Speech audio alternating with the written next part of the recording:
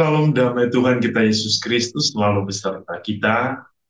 Kita berjumpa kembali dalam renungan harian santapan jiwaku. Dan semoga hari ini kita semua dalam keadaan sehat walafiat. Saudara-saudariku yang dikasihi Tuhan, pada hari ini kita semua akan bersama-sama merenungkan firman Tuhan dari Injil Lukas bab 16 ayat 9 sampai 15. Mari kita semua mendengarkan firman Tuhan. Inilah Injil suci menurut Lukas. Yesus berkata kepada murid-muridnya, "Ikatlah persahabatan dengan mempergunakan mamon yang tidak jujur, supaya jika mamon itu tidak dapat menolong lagi, kalian diterima di dalam kemah abadi. Barang siapa setia dalam perkara-perkara kecil, ia setia juga dalam perkara-perkara besar. Barang siapa tidak benar dalam perkara-perkara kecil, ia tidak benar juga dalam perkara-perkara besar.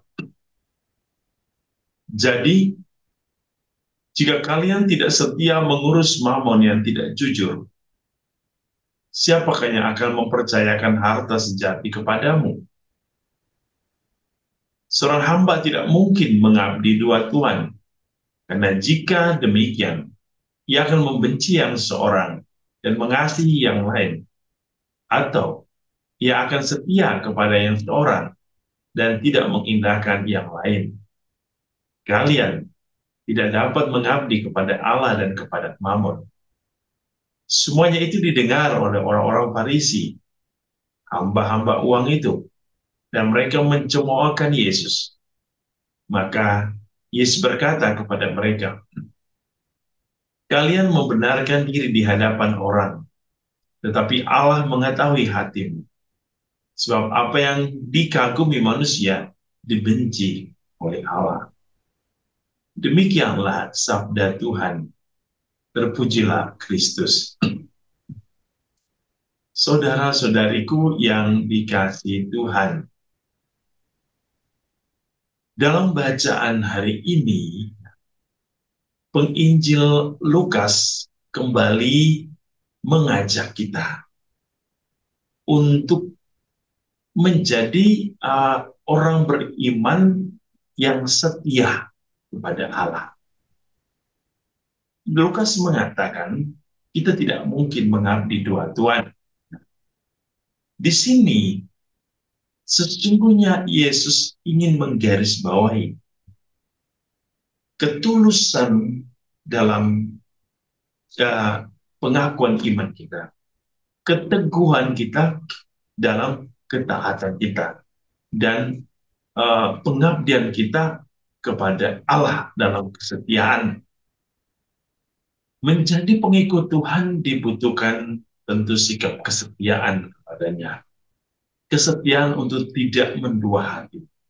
Kesetiaan untuk tidak mengabdi kepada mamon, kepada hal-hal duniawi, kepada harta dunia. Tetapi Yesus mengingatkan kita untuk mengabdi hanya kepadanya sebagai sumber keselamatan umat manusia. Oleh karena itu, saudara-saudari, dalam perjalanan iman, kita harus mampu memilih. Memilih yang benar bagi kehidupan iman kita, memilih yang tepat bagi pertumbuhan iman kita. Ketika kita memilih, di sisi lain kita juga harus memilah mana yang baik, mana yang tidak baik, mana untuk kehidupan kekal, mana yang untuk kehidupan sementara, mana untuk kebahagiaan yang abadi, dan mana hanya untuk kebahagiaan yang sementara.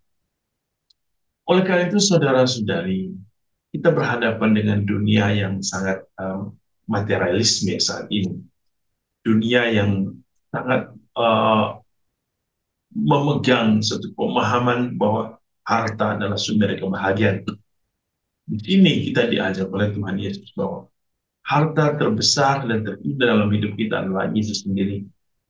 Kalau di dalam Yesus ada kebenaran, di dalam Yesus ada kekayaan yang ilahi, di dalam Yesus ada keselamatan.